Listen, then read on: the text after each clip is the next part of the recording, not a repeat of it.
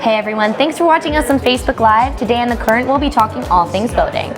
We're also going to talk to non-voters or people who haven't registered to vote, so please feel free to comment and put your questions down below. The Current starts now.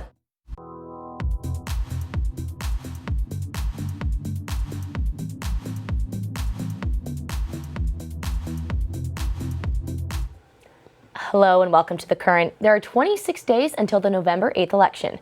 Good evening, I'm Sophie Flay. And I'm Hannah Vega. In just 6 days, the candidates will take the stage at the University of Nevada, Las Vegas for the third and final presidential debate. Let's get you caught up on some headlines. The Clinton campaign continued its battle fallout from the release of WikiLeaks stuff with her campaign chairman's emails. Fox News is reporting that the Clinton campaign team is scrambling behind the scenes to craft a cover story about her use of a private email server while she was Secretary of State. One email seems to show that a Clinton spokesperson wanted her to ever deny sending classified information through the system, but Clinton's team says that's simply untrue, and the FBI found nothing to contradict that. Trump spent most of the day blasting the New York Times for reporting the story of two women who say he touched them inappropriately. The Republican nominee called the allegations, quote, pure fiction, and the women, quote, horrible liars, and he wanted a retraction from the paper. The New York Times stood by their article. Today, the paper's lawyers told Trump's legal team that they were doing good journalism and, quote, we welcome the opportunity to have a court set him straight. Now to the USC Dornsife LA Times poll. The New York Times analyzed the poll's detailed data and claims that one 19-year-old African-American Trump supporter from Illinois was responsible for making the poll one of the only national polls that has consistently had Donald Trump leading Hillary Clinton. The USC LA Times poll is different than most other polls. It polls the same 3,000 voters every day, and it takes into account the likelihood of voting and the level of their support. We wanted to find out if that New York Times headline was really true. Could one single person affect the poll? Is that accurate? Annenberg Media's Mark Salinger sat down with Dan Schnur, an advisor for the USC Dornsife and LA Times poll. The impact of that one young man is less than 1% of our overall poll results. So it's the difference between the poll showing Clinton 3 points ahead rather than 4 points ahead, or showing Trump 2 points ahead rather than 1. And when we average in with the rest of the Real Clear Politics polls that make up that average, the overall impact of this young man, while considerable and outsized, is roughly 1/10% of that overall Real Clear Politics average. So why is it that the USC LA Times poll has had Donald Trump ahead for the past month up until, I think, yesterday, when pretty much every other poll has had them either even or Hillary Clinton ahead? Because Clinton has more supporters, but Trump's are more motivated, our poll has shown Trump being more successful, because the experiment that we ran in 2012 suggests that more intense and more certain voters are more likely voters on Election Day. At the end of the day, if somebody's trying to make an informed decision on how the polls are looking right now, a campaign who's looking at all the polls, is it better just to take the average of every poll out there and kind of see where the political landscape is right now? The most valuable information that you can get from polls is not raw numbers, who's ahead by 1 point or who's behind by 3 points. The only valuable information that you can get from polls is the trend line, the trajectory. And regardless of the methodology, if one candidate is gradually making gains in the poll, that means he or she's doing well. And if one candidate or the other is losing ground in the poll over weeks or months, that means they're doing badly. Now, to find out which of the polls is the most accurate, Schnur pointed out that we're just going to have to wait until November 8th to find out the final outcome of the election. For Annenberg Media, I'm Mark Salinger. Trump says his leaked comments about women were, quote, locker room talk because they were said in private. Many athletes disagreed. Blake Griffin and LeBron James called that, quote, trash talk. We asked USC football players what they think about Trump's locker room defense. How would you describe locker room talk in your own words? Locker room talk would be us as boys just joking around about what's going on with each other, just shooting on each other, which means we making fun of each other, bragging rights about video games, highlights we seen, and just talking crap about each other about practice. That's pretty much locker room talk. So after what Donald Trump said locker room talk was, after defending himself, would you say that it's very similar to that? Your locker room talk and his? I wouldn't say we say the exact same things that he did because that would be very controversial. But yeah, I mean, it's locker room talk is exactly what he said. It's supposed to be private, but especially when you're him, you got to know that there's always people watching you, and in the locker room there's no cameras or anything, so we're very comfortable just being ourselves. But I think him calling it locker room talk, and I know what you're talking about, I don't think that's an excuse or anything. So after hearing about what Donald Trump said, would you say that your locker room talk and his are similar? I think it's way different. We don't talk about those things that he talk about. Most people have girlfriends, or everybody else have mother. Nobody wants to hear things like that. So our locker room talk are nowhere near the same. So after hearing about what Donald Trump said and defending it, saying it was locker room talk, would you say that his and yours are very similar? Absolutely not. I mean, what I define as locker room talk is just friends. We're going back and forth. We're jawing at each other. But I'm a brother. I'm a son, and I know what he said is disrespectful. It's intolerable. But I don't know what locker room he's been in, but that's not the same one I've been in. So. What do you think about locker room talk? Let us know on Facebook or Twitter. Thanks, Sophie. With 17 propositions, a Senate race, and local positions up for grabs, California voters have a lot more to decide than who to choose for president. I spoke to some USC students who hope to make that choice a little bit easier. In Los Angeles alone, decisions are being made on affordable housing, drug price stability, and public transportation investments. Unfortunately, most voters aren't aware of these issues because presidential races tend to hog the spotlight. With that in mind, a team of USC students won a hackathon by creating ballotview.org after a 10-week fellowship with the World Economic Forum's Global Shapers community. And the city of Los Angeles, they're hoping to launch their site later this month. The nonpartisan site aims to guide voters in the voting process. You can find a link to register to vote in California, explore the state's ballot, and find out your polling location. You can also create a cheat sheet to bring with you to the poll. We're mainly focused right now on the propositions and making sure we have those covered with really clear videos, infographics, things that you can digest, move through, figure out what you want to vote on. The team created Ballot View to remind voters that Election Day is about more than just choosing a new president. I think people in California especially think that our vote doesn't matter because of the Electoral College, because we typically tend to lean Democrat, but these ballot propositions, there's so many of them specifically in California because of our initiative process, and I think if you have the kind of direct democracy but uninformed voters, you end up just having special interest groups being able to weigh in disproportionately on all these issues that matter. USC student government is working with Ballot View to help launch the site around campus, so be sure to look for it on before you go to the polls. Now you can go to ballotview.org to sign up for more information. Over to Erica. The 2016 election is dominating headlines, but there are still some students who aren't registered to vote or are not planning on voting. We're here to talk with a few of them, asking what's the holdup, and we also have a canvasser here to try to change that. This is Jermaine, a canvasser. This is Nihar, an unregistered voter, and this is Natalie, a registered voter. So, Jermaine, why do you think it's important for people to vote? First off, I believe it's important to vote because it's a right. It's not a privilege, it's your right to go vote, to make your opinions heard.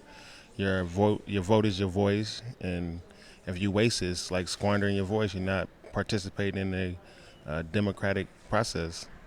And how many people have you registered? Me personally, I've registered over 100 people that I've personally registered. Altogether, our organization has registered at least 3,000. Our total goal at the end of October 24th is 10,000.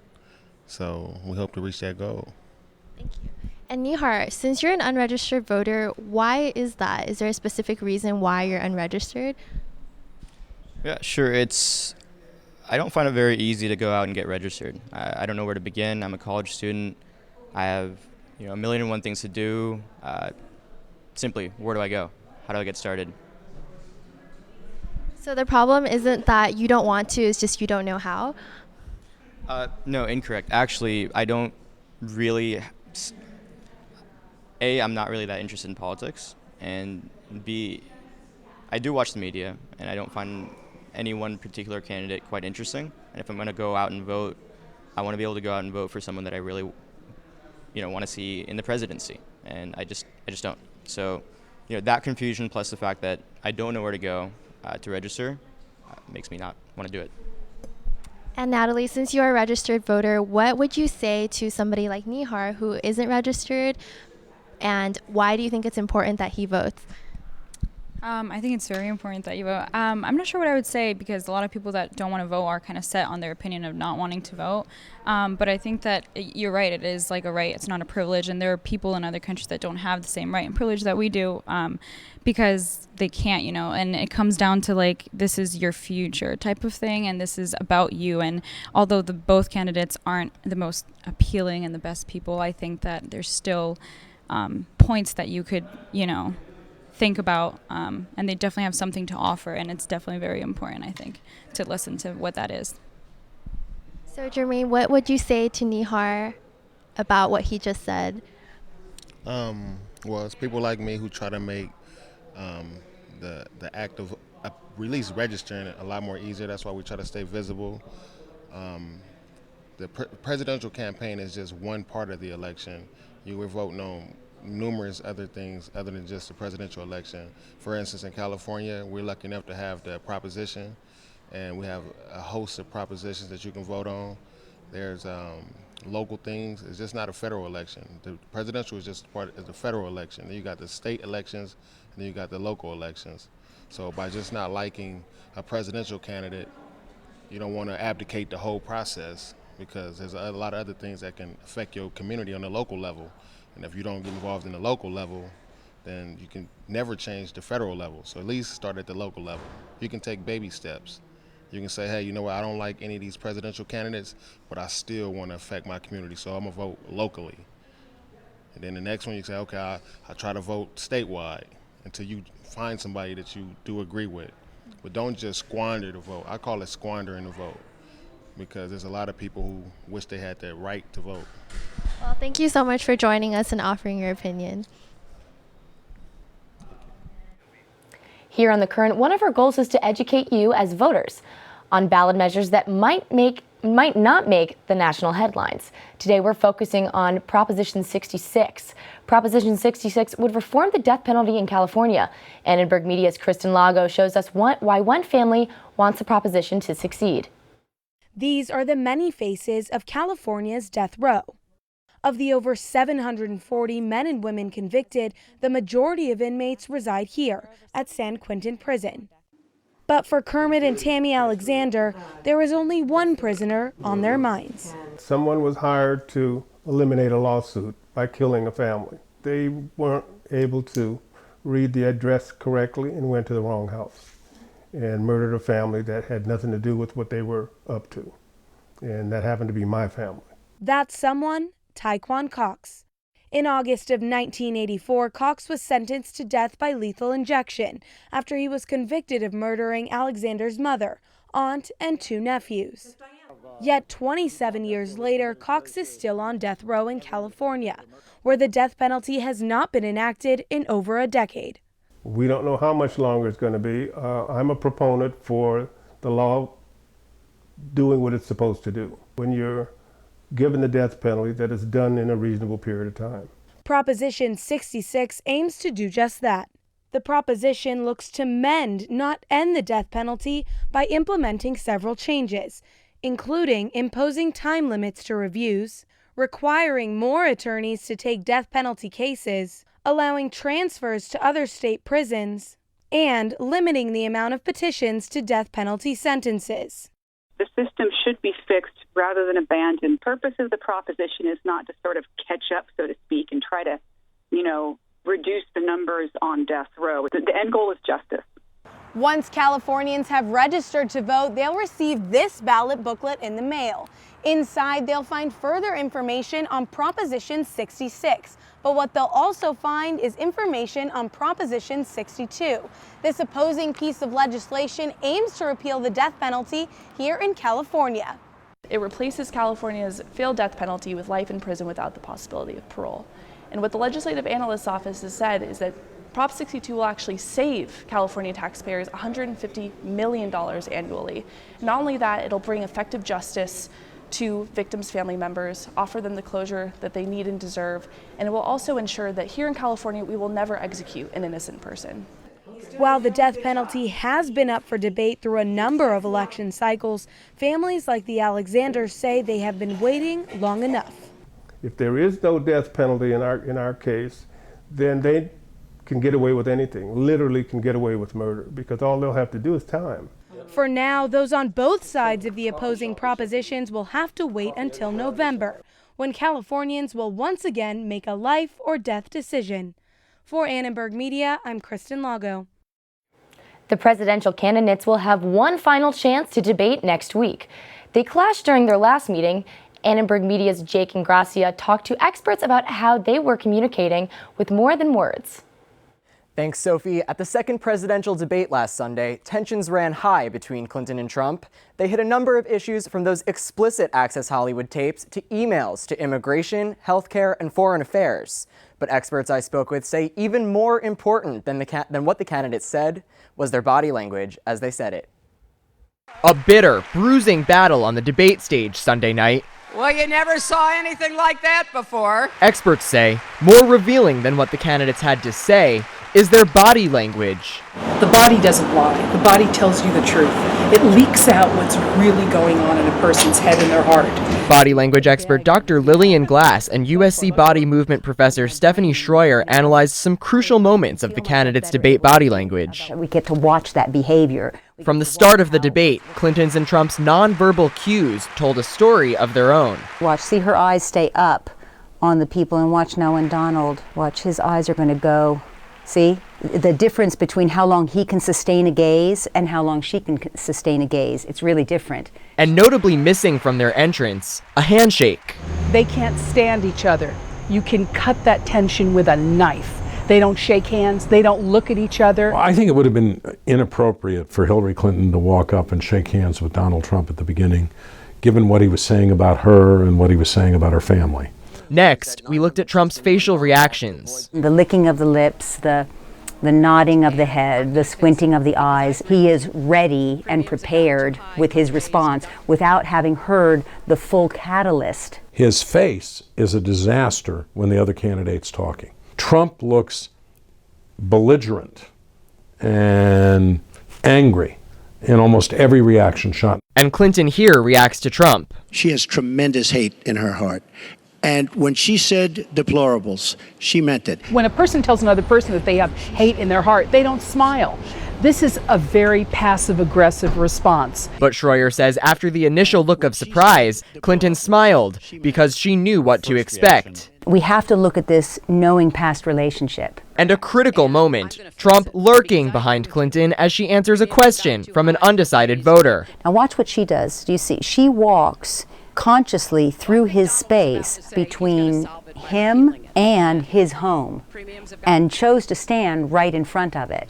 Schroyer called it a classic power struggle, and Dr. Glass said Trump is asserting his dominance. If you look at animals, they're very territorial, and they will circle around and make sure you don't take their territory. And that's basically what was being done here. It's also an assertive effort on her part that's saying, I will not be intimidated. Shrum said Trump's body language reinforced his problem with women. He's a bully. The way he lurched around that stage, stalking Hillary Clinton, was not only stupid, it was antithetical to the image that he had to project. Now the final presidential debate is coming up next Wednesday, October 19th, and USC students can join us right here in the lobby of Wallace Annenberg Hall for a viewing party starting at 6 p.m. So, Jake, there's been a lot of talk about if the candidates are giving the audience and the public their best foot forward, and if they're acting presidential and what it means to have presidential behavior. How does body language contribute to that? What are your thoughts? Well, for all the criticism she's gotten from Donald Trump, the experts say Hillary Clinton presented herself very presidential, and Donald Trump the opposite. So moving forward, what advice do these experts have for these two candidates moving forward? They're telling Trump, tone it down, focus more on the issues and less on the personal attacks. As for Clinton, they want her to be more real, more relatable, and to lose the fake smile. Okay, well, Jake, thank you so much. And thanks everyone for watching The Current. From everyone at Annenberg Media, I'm Sophie Flay. And I'm Hannah Vega. You can watch us on the web at uscannenbergmedia.com. Good night.